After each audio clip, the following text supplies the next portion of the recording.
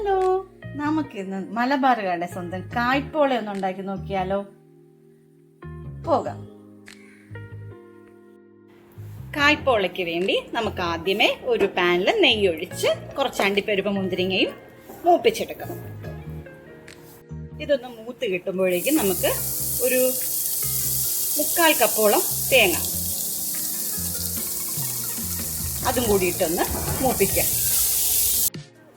തേങ്ങയുടെ വെള്ളത്തിൻ്റെ അംശമൊക്കെ മാറി ചെറുതായിട്ടൊന്ന് മൂത്ത് കിട്ടിയിട്ടുണ്ട്. ഇത്രയും മതിയാകും, ചുമന്ന് മൂക്കുകയൊന്നും വേണ്ട.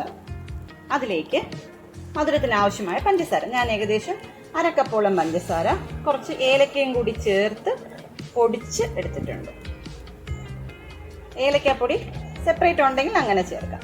ഇനി ഇതും കൂടി നന്നായിട്ട് ഇതിനകത്തൊന്ന് കൂട്ടി യോജിപ്പിച്ചെടുക്കാം. പഞ്ചസാരയും നല്ലപോലെ യോജിച്ച് കിട്ടിയിട്ടുണ്ട്. നമുക്കിത് അടുപ്പിൽ നിന്ന് മാറ്റാം.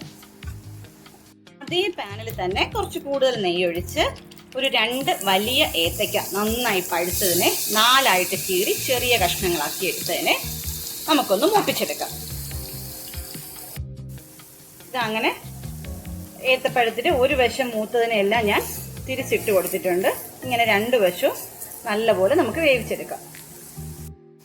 ഏത്തപ്പഴം ഏകദേശം പരുവായിട്ടുണ്ട്. ഇനി ഇതിലേക്ക് 2 വലിയ ടേബിൾ സ്പൂൺ പഞ്ചസാര ഇതും കൂടി ഇട്ടൊന്ന് യോജിപ്പിച്ചെടുക്കാം.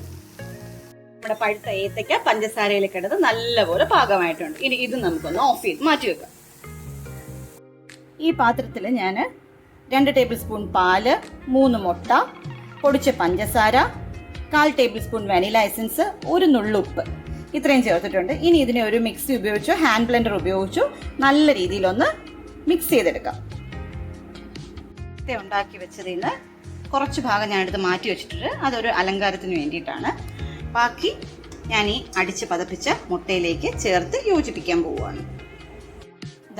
ഇതെല്ലാം കൂടി നല്ലപോലെ യോജിപ്പിച്ച ശേഷം ഒരു നെയ്യ് തടവിയ പാത്രത്തിലേക്ക് നമുക്ക് മാറ്റാം. ഒരു നെയ്യ് തടവിയ പാത്രത്തിൽ നല്ലപോലെ ഒഴിച്ചു വെച്ചിട്ടുണ്ട്. അതുപോലെ തന്നെ ഞാനൊരു പ്രഷർ കുക്കർ നല്ലോണം ചൂടാക്കിയിട്ടിരിക്കുകയാണ്.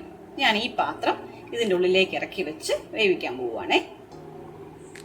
ചൂടായ കുക്കറിൻ്റെ ഉള്ളിലേക്ക് ഞാൻ ആ പാത്രം ഇറക്കി വെച്ചിട്ടുണ്ട്. ഇനി ചെറിയ തീയിൽ ഒരു 1/2 മണിക്കൂറോളം വേകാനിടണം. അടച്ചു വെച്ച് വേണം വേവിക്കാൻ. അത്രയും സമയം നമുക്ക് കാത്തിരിക്കാം.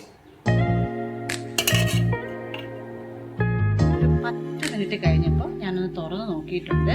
ഇനി നേരത്തെ മാറ്റി വെച്ച കുറച്ച് ഫ്രൈഡ് ഐറ്റംസ് ഉണ്ടല്ലോ, അതെല്ലാം നമ്മളിതിലേക്ക് ഡെക്കറേഷന് വേണ്ടി ഇട്ട് കൊടുക്കുകയാണ്. എന്നിട്ട് ഒരിക്കൽ കൂടി മൂടി വയ്ക്കാം. പിന്നെ ഒരു 20 മിനിറ്റും കൂടി നമ്മൾ വെയിറ്റ് ചെയ്യണം. കുക്കറിൽ നിന്ന് മാറ്റിയിട്ടുണ്ട്. സൈഡൊക്കെ നല്ലോണം വിട്ട് വരുന്നുണ്ട്.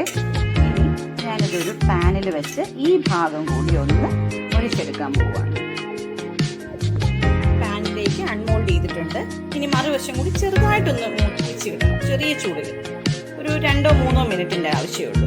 പിന്നെ ഞാൻ മുട്ട മിക്സ് ചെയ്യുന്ന സമയത്ത് വാനില എസൻസ് ആണ് ചേർത്തത്. വേണമെങ്കിൽ ഏലക്കാപ്പൊടി ചേർക്കാം. പക്ഷേ വാനില ചേർക്കുന്നതുകൊണ്ടുള്ള ഗുണം ഇതിൽ മുട്ടയുടെ മണം തീരെ ഉണ്ടാവില്ല.